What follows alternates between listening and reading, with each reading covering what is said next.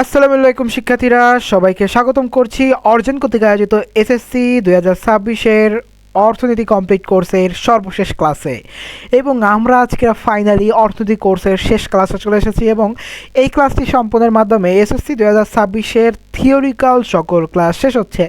এবং এই ক্লাসগুলো শেষের মাধ্যমে আসলে আমাদের ইকোনমিক্সের যে গুরুত্বপূর্ণ বিষয় দিয়ে আছে অর্থাৎ অধ্যায় ভিত্তিক প্রত্যেকটা জিনিসই আমরা শেষ করে ফেললাম। এর পরবর্তীতে সিকিউ এবং এমসিকিউ কী কী আসতে যাচ্ছে এটা নিয়ে পরবর্তীতে আপডেট দিয়ে দেওয়া হবে। তো এই বিষয়ে জানতে হলে চ্যানেলটিকে অবশ্যই সাবস্ক্রাইব করে দিও এবং ফেসবুক পেজ থেকে নতুন হলে একটু ফেসবুক পেজটিকে ফলো করে দিও। আর তুমি যদি আমার চ্যানেলে নতুন হয়ে থাকো, আমি আব্দুল রহমান মুস্তাকিম বর্তমানে পড়াশোনা করছি খুলনা বিশ্ববিদ্যালয়ে। আমি আমার চ্যানেলে এসএসসি 2026-এর বিভিন্ন পড়াশোনার জিনিস নিয়ে একটু তোমাদের পড়ায় অল্প একটু সাহায্য করে থাকি। তো চলো বেশি কথা না বেরিয়ে আজকে ভিডিও শুরু করা যাক। আরেকটা কথা সেটা হচ্ছে এই ভিডিওর কমেন্ট বক্সে একটা পিডিএফ লিঙ্ক দেওয়া আছে এবং এই পিডিএফ লিঙ্কটা একটা লক পিডিএফ লিঙ্ক এবং তোমরা জানো যে প্রত্যেকটি ভিডিওতে একটা করে পাসওয়ার্ড দিয়ে দেওয়া হয়েছে এবং এই ভিডিওতে 3টা পাসওয়ার্ড দিয়ে দেওয়া হবে এবং ওই আগের 5টা এবং এই 3টা মিলায় একটা পূর্ণাঙ্গ পাসওয়ার্ড হবে যেটা দ্বারা এই পিডিএফটা খুলবে, যার ফলে এই ভিডিওর প্রথম, মাঝ এবং শেষে 3টা পাসওয়ার্ড দিয়ে দেওয়া আছে। তো তোমরা এইগুলো একটু চেক করে নিও। তো চলো ভিডিওটা শুরু করা যাক। তো ভিডিওর প্রথমে আসলে দেখতে পাচ্ছি আমাদের যে আজকের আলোচ্য বিষয় সেটা হচ্ছে দশম অধ্যায় এবং দশম অধ্যায় আছে বাংলাদেশের সরকারের অর্থ ব্যবস্থা। তো বাংলাদেশ সরকারের অর্থ ব্যবস্থা কী বা কোথায় কী আছে না আছে সকল জিনিসই আজকে আমরা একটু খুঁটিনাটি দেখব এবং পাশাপাশি হচ্ছে আমাদের যে জিনিসপত্রগুলো আছে এগুলো আমরা একটু দেখে নিব। তো প্রথমত বলা আছে যে বাংলাদেশ সরকারের অর্থ ব্যবস্থা অর্থনীতির যে শাখায় সরকারের আয় ব্যয় ঋণ সংক্রান্ত বিষয় দিয়ে আলোচনা করা হয় সেটাকেই বলা হয় সরকারি অর্থ ব্যবস্থা। একটি দেশের জনসাধারণের সর্বোচ্চ কল্যাণ নিশ্চিত অর্থনৈতিক সমৃদ্ধির জন্য সরকার কোন কোন খাতে কিভাবে কোন কোন নীতিতে ব্যয় করবে তা সরকারি অর্থব্যবস্থা আলোচনা করা হয়। সরকারি ব্যয় নির্বাহের জন্য কিভাবে কোন কোন উৎস হতে আয় করবে এবং কোন উৎসতে কতটুকু ঋণ গ্রহণ করবে, এটা হচ্ছে ঋণ হবে, ঋণ গ্রহণ করবে তা সরকারি অর্থব্যবস্থায় আলোচনা করা হয়। বাংলাদেশের সরকারের আয়ের উৎসসমূহ হচ্ছে বাংলাদেশের নিম্ন মধ্যম আয়ের দেশ এবং আর্থসামাজিক উন্নয়ন, জনকল্যাণ সাধন, প্রশাসন পরিচালনা, দেশ রক্ষা অন্যান্য কাজে আসলে অর্থ ব্যয় করে থাকে। এই ব্যয় নির্বাহের জন্য সরকার বিভিন্ন উৎস হতে আয় সংগ্রহ করতে থাকে। মানে সরকারের আয়ের উৎস প্রধানত দুইটি, একটা হচ্ছে রাজস্ব আর হচ্ছে রাজস্ব বহির্ভূত বা রাজস্ব বহির্ভূত যেটা রয়েছে। কর রাজস্ব কি? কর রাজস্ব হচ্ছে ট্যাক্স রেভিনিউ, জনসাধারণ বা সরকার জনগণের নিকট হইতে বাধ্যতামূলক যে অর্থ আদায় করে কিন্তু তার বিনিময়ে জনগণ সরকার থেকে সরাসরি বিশেষ কোনো সুবিধা আশা করতে পারে না তাকে কর বলে। অর্থাৎ সরকার জনগণের কাছ থেকে নিকট বাধ্যতামূলক যে অর্থ গ্রহণ করতেছে সেটা হচ্ছে তার বিনিয়োগ, কিন্তু সরকার থেকে যে সরাসরি সুযোগ সুবিধা আশা করতে পারে না সেটাই হচ্ছে আসলে করের মেইন কনসেপ্ট। সরকার দেশের নিবাসী বা অনিবাসী ব্যক্তি বিভিন্ন ব্যবসা, শিল্প প্রতিষ্ঠান এবং পণ্যের উপর যে কর ধার্য করে তার প্রাপ্ত আয়কে হচ্ছে রাজস্ব বলে। অর্থাৎ এই যে বিভিন্ন কর ধার্য করতেছে এই করের উপরে আসলে যে টাকাটা ইনকাম হচ্ছে এটাই রাজস্ব। সরকারের কর রাজস্বের উৎসসমূহগুলো হলো, এক হচ্ছে মুনাফা ও মুনাফার উপর tax on income and profit, আয় ও মুনাফার উপর কর। কোনো ব্যক্তি বা কোনো কোম্পানি আয়ের উপর যে কর ধার্য করা হয় তাকে হচ্ছে আয়কর বলে। কোনো ব্যক্তি অর্থাৎ কেউ একটা নির্দিষ্ট অ্যামাউন্ট ইনকাম করতেছে সেটাকে আয়কর কিন্তু রিটার্ন দেয়, অর্থাৎ আয়কর রিটার্ন বলতে আয়করের উপর যে ট্যাক্স। বাংলাদেশের সরকারের আয়ের একটা অন্যতম উৎস হচ্ছে আয়কর। বর্তমানে বাংলাদেশের কোম্পানি ব্যতীত ব্যক্তিগত করদাতা যাদের বার্ষিক নেট আয় হচ্ছে 3 লক্ষ টাকা পুরুষদের ক্ষেত্রে এবং 3.5 লক্ষ টাকা মহিলাদের এবং 65 বছর বা তদূর্ধ্ব পুরুষদের ক্ষেত্রে এবং 4 লক্ষ টাকা প্রতিবন্ধীদের ক্ষেত্রে এবং 4,75,000 টাকা মুক্তিযোদ্ধাদের ক্ষেত্রে তাদের আয়ের উপর কর ধার্য করা হয়। এই টাকার অ্যামাউন্টগুলো একটু মনে রাখতে হবে কারণ কোনটার উপর কি এটা গুরুত্বপূর্ণ।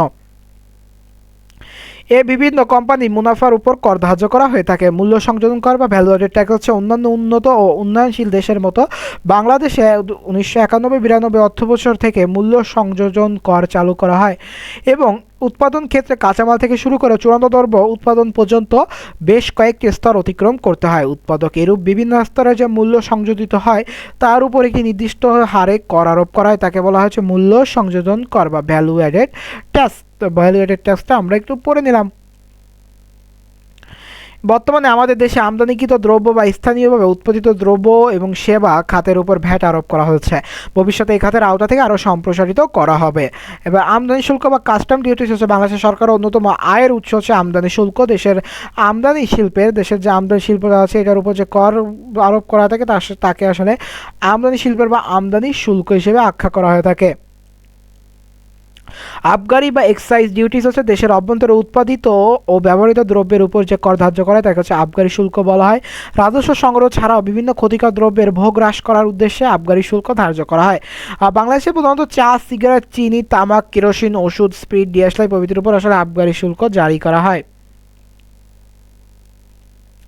সম্পূরক শুল্ক হচ্ছে সাপ্লিমেন্টারি ডিউটিস, যেটা হচ্ছে বিভিন্ন কারণে সরকার অনেক দ্রব্য সামগ্রীর উপর আবগারি শুল্ক বা মূল্য সংযোজন কর বা আবগারি আমদানি শুল্ক আরোপের পরও অতিরিক্ত কিছু শুল্ক আরোপ করে, যেগুলো সম্পূরক শুল্ক বলে, যেমন সিরামিক টাইলসের উপর আরোপিত যে আমাদের সম্পূরক ট্যাক্স। তাহলে আমরা কিছু ট্যাক্স পড়ছি এবং এই ট্যাক্সগুলো এইভাবেই কাজ করে থাকে।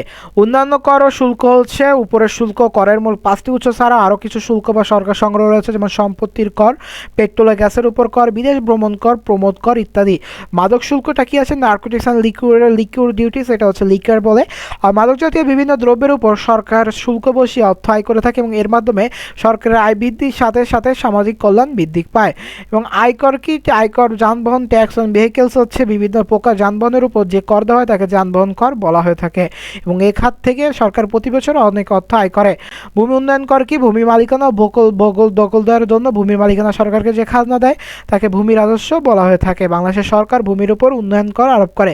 এবার হচ্ছে কিছু এর এতক্ষণ যেগুলো পড়লাম, এরপর আছে একটা নন জুডিশিয়াল স্ট্যাম্প। আমাদের যে নন জুডিশিয়াল স্ট্যাম্পগুলো আছে, দলিলপত্র, মামলা মোকদ্দমায় আবেদনপত্র ব্যবহারের জন্য নন জুডিশিয়াল স্ট্যাম্প ব্যবহৃত হয়। এ খাত হতে সরকার প্রতি বছর অনেক অর্থ আয় করে। প্রথমটা হচ্ছে কর বহির্ভূত বা নন ট্যাক্স রেভিনিউ। সরকার কর ও শুল্ক ছাড়া আরও অনেক উৎস হতে রাজস্ব সংগ্রহ করে। এই উৎসগুলো থেকে অর্জিত রাজস্বকে কর বহির্ভূত রাজস্ব বলে। সরকারের কর বহির্ভূত রাজস্বের উৎসসমূহ হলো, এক হচ্ছে লভ্যাংশ, মুনাফা, ডিভিডেন্ড অ্যান্ড প্রফিট। কী কী আছে? সরকার তার মালিকাধীন বিভিন্ন আর্থিক প্রতিষ্ঠান, যেমন ব্যাংক, বিমা কোম্পানি, আর্থিক প্রতিষ্ঠান, যেমন রাষ্ট্রায়ত্ত শিল্প প্রতিষ্ঠান বা চিড়িয়াখানা থেকে বছরান্তে লভ্যাংশ, মুনাফা পেয়ে থাকে।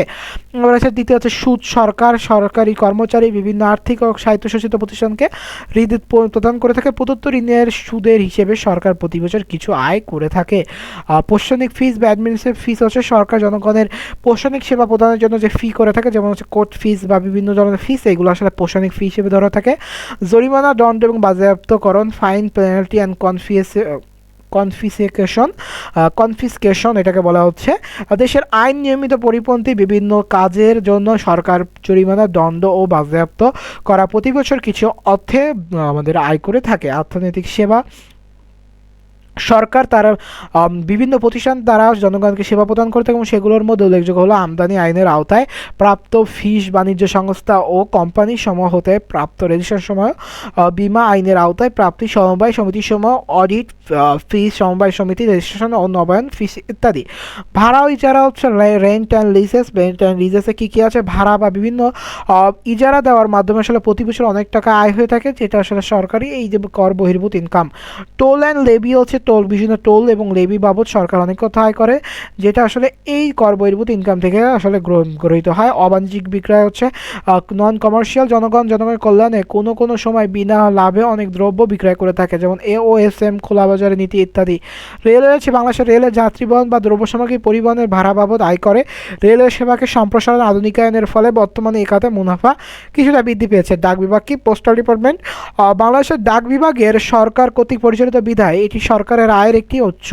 বাংলাদেশ ডাক বিভাগ বহুমুখী সেবা প্রদান করে থাকে এবং কিছুটা বৃদ্ধি পায়। উপরে উল্লেখিত বাংলাদেশ সরকারের আয়ের উৎসসমূহ থেকে প্রাপ্ত আয়ের পরিমাণ যথেষ্ট নয় এবং তাই প্রতি বছর সরকার ব্যয় নির্বাহের জন্য বিদেশি ঋণ, সাহায্য এবং অনুদান এসবের উপর নির্ভর করে। বাংলাদেশ সরকার ব্যয় সময়ের খাতে, তখন আয় পড়লাম এবার পড়বো ব্যয়। বাংলাদেশে একটি নিম্ন মধ্যম আয়ের জনকল্যাণমূলক রাষ্ট্র। দেশের আর্থসামাজিক উন্নয়ন, মানব সম্পদ উন্নয়ন, দরিদ্র বিমোচন, দেশ রক্ষা ও পরিচালনা, জনগণের সার্বিক কল্যাণের জন্য প্রতি বছর সরকার প্রচুর অর্থ ব্যয় করে। গণতন্ত্রের উন্মেষ ও গণতন্ত্রের উন্নয়নের ফলে রাষ্ট্রীয় কর্মকাণ্ডের পরিধি ক্রমশ বৃদ্ধি পাচ্ছে। এরই ফলে আসলে ব্যয়ের তালিকা অন্তর্ভুক্ত হচ্ছে। বাংলাদেশ সরকারের ব্যয়ের খাতসমূহ প্রথম হচ্ছে শিক্ষা ও প্রযুক্তি। সরকার মানব সম্পদ তৈরির লক্ষ্যে প্রাথমিক শিক্ষা সম্প্রসারণ ও গুণগত মান উন্নয়ন, কারিগরি বৃত্তি সম্পন্ন শিক্ষার প্রসার, নারী শিক্ষার উন্নয়ন, ছাত্রছাত্রীদের মেধা বিকাশে, বৃত্তি সংখ্যা হার বৃদ্ধি সহ উচ্চশিক্ষা প্রচারে প্রচুর অর্থ ব্যয় করে। অর্থাৎ এই সেক্টরগুলো একটু আমরা দেখে নিলাম। শিক্ষার জন্য প্রযুক্তি সমাবেশ ঘটিয়ে দেশের আর্থসামাজিক উন্নয়নে চালিকা শক্তি বৃদ্ধির লক্ষ্যে সরকার প্রতি বছর তথ্য প্রযুক্তি খাতে প্রচুর পরিমাণে অর্থ ব্যয় হয়। প্রতিরক্ষা খাত কি দেশকে বিদেশি শত্রুর হাত থেকে রক্ষার জন্য যুদ্ধের সরঞ্জাম ক্রয়, প্রতিরক্ষা বাহিনীর সদস্যদের প্রশিক্ষণ, বেতন ভাতা, বাসস্থান, চিকিৎসা প্রভৃতি প্রদানের জন্য সরকার এই খাতে প্রচুর অর্থ ব্যয় করে।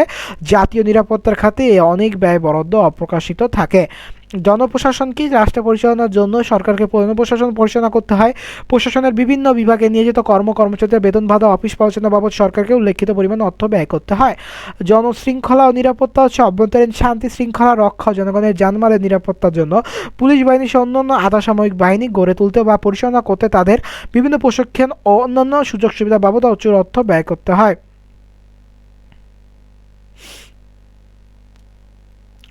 কৃষি বা কৃষিভিত্তিক শিল্প, কৃষি গবেষণা। বাংলাদেশের সরকার কৃষি ও কৃষিভিত্তিক শিল্প সম্প্রসারণ বা উন্নয়নের লক্ষ্যে বাজেট বরাদ্দের পাশাপাশি কৃষিখাতে ভর্তুকির পরিমাণ ক্রমান্বয়ে বৃদ্ধি ও ঋণ বিতরণ হচ্ছে। 2007-08 অর্থ বছরে বাংলাদেশ সরকার প্রথম কৃষি গবেষণার জন্য বরাদ্দ দেওয়া শুরু করে। তাহলে কবে শুরু করে? 2007-08 অর্থ বছরে। জনস্বাস্থ্য যেটা আছে সেটা হচ্ছে জনগণের সুচিকিৎসার জন্য হাসপাতাল, মেডিকেল কলেজ স্থাপন, বিনামূল্যে ওষুধ প্রদান, মহামারী প্রতিরোধ, ডাক্তার নার্সের প্রশিক্ষণ ইত্যাদি খাতে সরকার অর্থ ব্যয় করে থাকে এবং এটা জনস্বাস্থ্য প্রচারণায় বা জনস্বাস্থ্যের খাতে প্রচার করা হয়ে থাকে বা প্রচার চলতি সেবা প্রদান করা হয়ে থাকে। চিকিৎসা সেবা বাংলাদেশের অন্যতম একটা ছড়িয়ে পড়েছে এবং কমপ্লেক্স সেন্টার, সেখানে একজন এমবিবিএস ডাক্তার এবং স্বাস্থ্যকর্মী নিয়োগ দিচ্ছে, একজন এমবিবিএস ডাক্তার এবং স্বাস্থ্যকর্মী নিয়োগ দিচ্ছে, যার ফলে এ খাতের ব্যয়ের পরিমাণ আরও বৃদ্ধি পাচ্ছে। বা সামাজিক নিরাপত্তা ও কল্যাণ, অসহায় সুবিধাবঞ্চিত জনগোষ্ঠীর জীবনধারণের ন্যূনতম প্রয়োজন মেটাতে বাংলাদেশ সরকার সামর্থ্য অনুযায়ী সামাজিক নিরাপত্তা বেষ্টনী কর্মসূচি, যেমন হচ্ছে কি যে আসলে এই জিনিসটা দিলে আমাদের বোঝানো হচ্ছে যে নিরাপত্তা বেষ্টনী বলতে যে জিনিসটা বোঝানোর প্রয়োজন সেটা পড়া দিচ্ছে, যেটা তোমরা সহজে বুঝো সেটা বোঝাচ্ছে। নিরাপত্তা বেষ্টনী বলতে যারা অসহায় তাদের তো একটা আর্থিক একটা লেনদেনের মানে আর্থিক দর প্রয়োজন আছে তাদের জীবিকা নির্বাহের জন্য, এবং এইটাকে আসলে বেষ্টনী হিসেবে ধারণা করা হচ্ছে। যে বয়স্ক ভাতা কর্মসূচি, বিধবা ভাতা কর্মসূচি, অ্যাসিড দগ্ধ নারী, শারীরিক প্রতিবন্ধী, পুনর্বাসন, অসম মুক্তিযোদ্ধাদের রাষ্ট্রীয় সম্মানী ভাতা, প্রাকৃতিক ও ভৌগোলিক কারণে সৃষ্ট সাময়িক বেকারত্ব নিরসন, তৈরি পোশাক কর্মচারীদের দক্ষতা উন্নয়ন তহবিল, বাস্তাহারা গৃহায়ণ তহবিল, 100 দিনের কর্মসৃজন কর্মসূচি, এই যে বিভিন্ন কল্যাণমুখী যে কাজগুলো আছে এগুলো আসলে সামাজিক নিরাপত্তা কল্যাণ হিসেবে কাজ করে। বিদ্যুৎ ও জ্বালানি, বিদ্যুতের ক্রমবর্ধমান চাহিদা মেটানোর জন্য বিদ্যুতের উৎপাদন, বিতরণ ও সঞ্চালন বৃদ্ধি করা, নবায়নযোগ্য জ্বালানি উন্নয়ন তহবিল গঠন প্রভৃতি খাতে প্রতি বছর সরকার প্রচুর অর্থ ব্যয় করতে হয়। পরিবহন ও যোগাযোগটা যদি দেখি, বাংলাদেশের যাতায়াত যোগাযোগ সে সড়ক বিভিন্ন টাকা ব্যয় করে, এবং এটা হচ্ছে আমাদের বিভিন্ন মন্ত্রণালয় আছে, এবং ডাক সড়ক, সরকার যোগাযোগ, সড়ক ও রেলওয়ে পথ, নৌ পরিবহন, বেসামরিক বিমান পরিবহন ও পর্যটন, ডাক ও টেলিযোগাযোগ মন্ত্রণালয়ের প্রকল্পে আসলে প্রচুর অর্থ ব্যয় হয়। দারিদ্র্য বিমোচনের ক্ষেত্রে কী কী আছে? ন্যাশনাল সার্ভিস প্রকল্পের বা এনএসএর প্রকল্পের যেটা আছে সেটা তো 2000-এর জন্য 2 বছরের জন্য দেশের বিভিন্ন জেলায় স্বল্প শিক্ষিত কর্মরত বেকার যুবকদের অস্থায়ী ভিত্তিতে নানারূপ পারিবারিক প্রশিক্ষণ প্রদানের মাধ্যমে কর্মসংস্থান উদ্যোগ করা হয়। গ্রামীণ উপকাঠামো রক্ষণাবেক্ষণের কর্মসূচি টিআর, ক্ষয়রাতি সাহায্য জিআর, ক্ষয়রাতি সাহায্যকে বলে ডিজি, তারপর যে ভিজিএফ বা ভিজিটি বাবদ প্রতি বছর সরকার 10 লাখ মেট্রিক টনের অধিক খাদ্যশস্য বিতরণ করে, বা আমরা যেটাকে টিসিবিও বলে থাকি অনেকাংশে, এবং দরিদ্র জনগোষ্ঠীর কর্মসংস্থান সৃষ্টির জন্য বিভিন্ন ধরনের মন্ত্রণালয় অনুকূলে ক্ষুদ্র ঋণ প্রদান করেছে। এইসব খাতে সরকারের প্রচুর অর্থ ব্যয় করতে হয়। আর ঋণ ও সুদ পরিশোধ, সরকার দেশের উন্নয়নমূলক কর্মকাণ্ড পরিচালনার জন্য দেশের অভ্যন্তরীণ ও বৈদেশিক উৎস হতে প্রচুর পরিমাণে ঋণ গ্রহণ করবে, এবং এইসব ঋণ ও ঋণ সুদ পরিশোধ করতে সরকারকে প্রচুর অর্থ ব্যয় করতে হবে। শিল্প অর্থনৈতিক সেবাসমূহ, দেশের শিল্প এবং অর্থনৈতিক বিভিন্ন সেবা খাতের উন্নয়নের জন্য সরকারকে প্রচুর অর্থ ব্যয় করতে হয়। শিল্প বাণিজ্য, শ্রম, কর্মসংস্থান এবং প্রবাসী কল্যাণ মন্ত্রণালয়ের মাধ্যমে সরকার এই ব্যয় করে থাকে। ক্ষুদ্র ও মাঝারি বিভিন্ন শিল্প, অর্থাৎ এই যে ঋণ বিতরণ, ব্যাংক এবং আর্থিক যেই প্রতিশ্রুতির সময় উপস্থিত হয়েছে, বাংলাদেশ ব্যাংক একটি পূর্ণ অর্থায়ন পরিকল্পনা গ্রহণ করেছে। 13 নম্বরে আছে পরিবেশ ও বন, পরিবেশ সংরক্ষণ, মনোনয়ন, শিল্প দূষণ থেকে যেই তরল বর্জ্য উৎপাদিত শিল্প প্রতিষ্ঠানে বর্জ্য পরিশোধনাগার স্থাপন, নানামুখী কর্মকাণ্ডে বাস্তবায়নে সরকার পরিবেশ ও বন মন্ত্রণালয়ের অধীনে অর্থ ব্যয় করে থাকে। বিনোদন কর্মসূচি, সরকার দেশের তথ্য, সংস্কৃতি, ধর্ম এবং যুব ক্রিয়ার উন্নয়নে প্রতি বছর অনেক অর্থ ব্যয় করে। স্থানীয় সরকার ও পল্লী উন্নয়ন, স্থানীয় সরকার ও পল্লী উন্নয়ন ক্ষেত্রে এবং সমবায় পার্বত্য চট্টগ্রাম বিষয়ক মন্ত্রণালয় পরিচালনার জন্য সরকার প্রচুর পরিমাণে অর্থ ব্যয় করে। অর্থাৎ আমরা সরকারের যে ব্যয়ের খাত এটা দেখলে, এবং উল্লেখিত খাত ছাড়া বাংলাদেশের সরকার আরও একটি খাত রয়েছে, যেমন মহিলা শিশু পানি সম্পদ, মহিলা শিশু পানি সম্পদ, মৎস্য প্রাণী সম্পদ, গৃহায়ন, খাদ্য, দুর্যোগ ব্যবস্থাপনা। সরকারি হিসাব অনুযায়ী বাংলাদেশ সরকার রাজস্ব প্রায় 6 লক্ষ কোটি টাকা 2022 সালে এই টাকা ব্যয় করেছে। উন্নয়ন ব্যয় বরাদ্দ 55টি খাতে বার্ষিক উন্নয়ন কর্মসূচির আওতায় প্রতি বছর প্রায় 18টি খাত ব্যয় করে থাকে। আধুনিক কল্যাণকামী রাষ্ট্র ধারণার আলোকে দেশের সামগ্রিক উন্নয়নের স্বার্থে অনুন্নয়নমূলক খাতে সরকারি ব্যয় হ্রাস করে এবং উন্নয়নমূলক খাতে সরকার ব্যয়ের পরিধি আরও বৃদ্ধি পাচ্ছে। এবার আসুক বাজেট জিনিসটা একটু আমরা দেখি। বাজেট বলতে হচ্ছে আয় ও ব্যয়ের সুবিন্যস্ত হিসাবকে বোঝায়। ব্যক্তি তার বিভিন্ন আয়ের উৎস থেকে আয় পায়, তা কীভাবে ব্যয় করে তার সুরক্ষা সাধারণ থাকে, এবং এটা হচ্ছে ব্যক্তিগত বাজেট।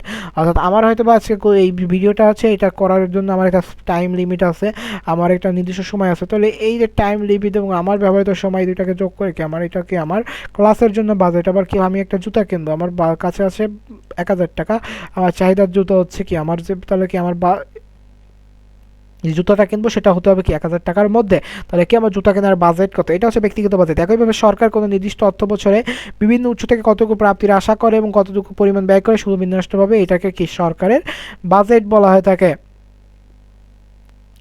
এবং এই যে বাংলাদেশের সরকারি আয়ের যে বাজেটটা আছে বা এটা কোথায় কোন ক্ষেত্রে বা কীভাবে হয় সেটা হচ্ছে আমরা একটু দাগিয়ে নিই যে সরকার কোথা থেকে কী করে এটাকে বাজেট বলে দিলাম। বাংলাদেশের আর্থিক বছর হচ্ছে জুলাই থেকে জুন, অর্থাৎ যদি আমরা বলি যে 2025 সালের অর্থ বছর হচ্ছে 2025 সালের জুলাই মাস হতে, অর্থাৎ জুলাই মাসের 1 তারিখ হতে 2026 সালের জুনের 30 তারিখ অবধি, এটা হচ্ছে জুলাইয়ের 1 এবং এটা হচ্ছে 30 তারিখ। বাজেট হলো সরকার অর্থব্যবস্থার মূল চালিকা শক্তি। বাজেটে সরকার রাজনৈতিক দর্শনের প্রতিফলন ঘটে, তেমনই দেশের অর্থনৈতিক চিত্র ফুটে ওঠে। বাজেটে কেবল সরকারি সম্ভাব্য আয় ব্যয় হিসাবই থাকে না, বরং আয় ব্যয়ের সুনির্দিষ্ট পরিকল্পনা এবং অন্তর্ভুক্ত থাকে। যেমন আয়ের চেয়ে ব্যয় বেশি, কিভাবে ঘাটতি পূরণ করতে হবে, ব্যয়ের চেয়ে আয় বেশি হলে কিভাবে উদ্বৃত্ত অর্থ দিয়ে বাজেটগুলো বাজেটের বিপদ থাকে। বাংলাদেশ বাজেট প্রণয়ন জাতীয় সংসদের অনুমোদন নিতে হয় এবং রাষ্ট্রপতির সম্মতি সরকার নির্ধারিত আয় ব্যয় পদ্ধতি কার্যকর করে। বাজেটের প্রকারভেদ সরকারের আয় ব্যয়ের প্রকৃতি অনুযায়ী দুই ভাগে ভাগ করা যায়, একটা হচ্ছে চলতি বাজেট আর একটা হচ্ছে মূলধন বাজেট। চলতি বাজেট কি, এই দেখো আমরা একটা চার্ট দ্বারা দেখা যাচ্ছে বাজেট বিভাগ, একটা চলতি বাজেট আর একটা হচ্ছে মূলধন বাজেট। চলতি বাজেট কি, যে বাজেট সরকারের চলতি আয় চলতি ব্যয় হিসাব দেখানো হয় তাকে চলতি বাজেট বলে। চলতি এবং চলতি বাজেট বলা হয়।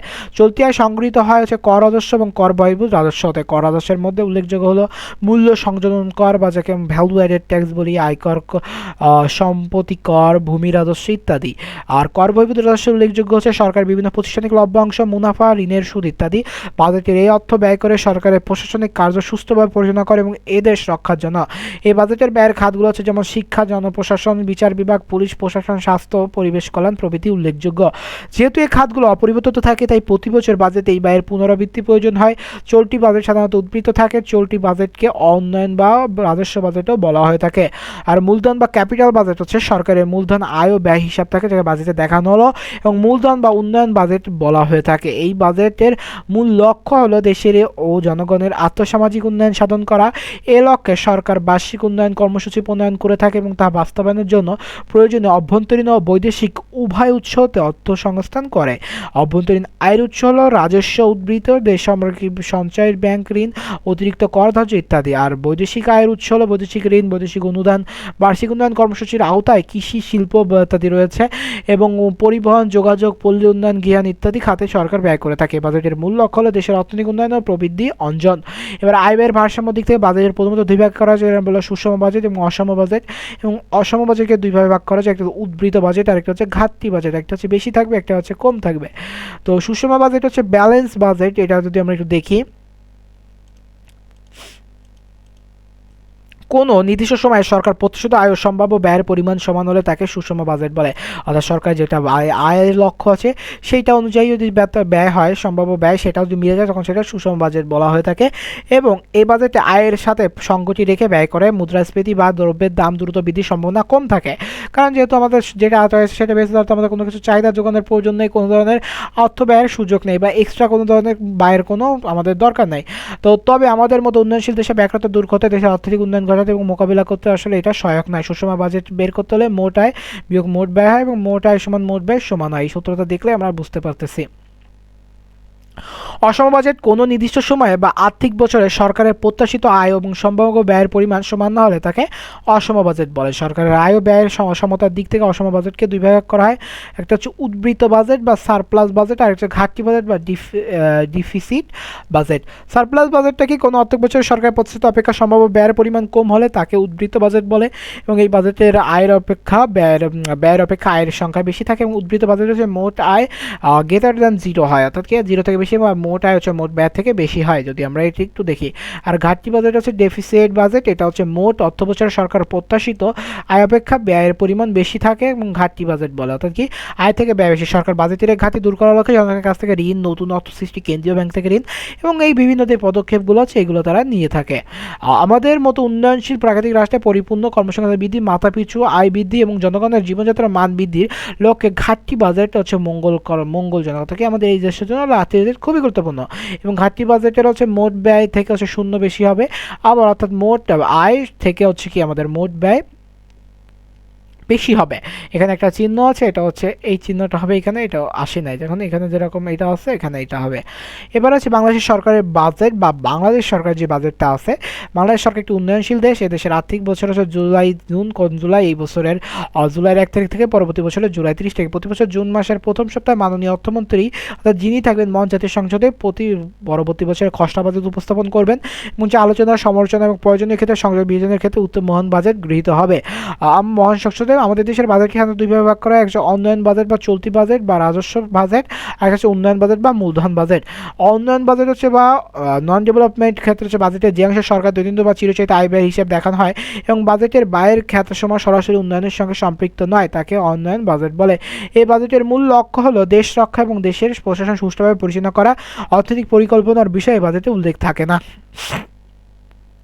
এখানে একটা ছক দেওয়া আছে এবং ছকে দেখবো যে বিনোদন, সংস্কৃতি, গৃহায়ণ, স্থানীয় সরকার, ভর্তুকি প্রণোদনা, কৃষি, স্বাস্থ্য, প্রত্যেকটা সেক্টরের আসলে টুকটাক দেখা হচ্ছে এবং এগুলো হচ্ছে উন্নয়ন বাজেট খাত।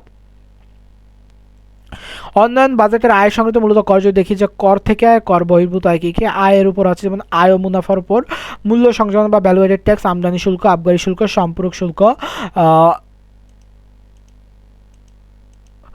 ভূমি রাজস্ব, যানবাহন কর, স্টাম্প বিক্রয়, নজরুল মাদক এবং অন্যান্য কর।